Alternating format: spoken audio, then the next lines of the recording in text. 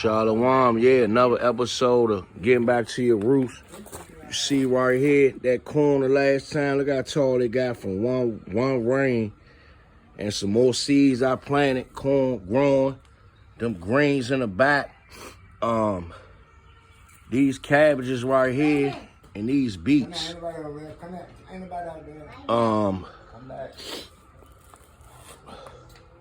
Right here.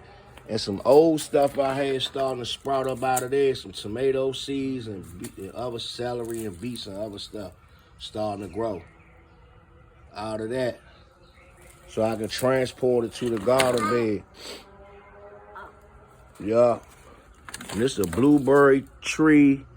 These citrus trees right here. I had planted some lemon, grapefruit, and orange seeds. I don't know what they is now. Which ones is which? But they citrus trees.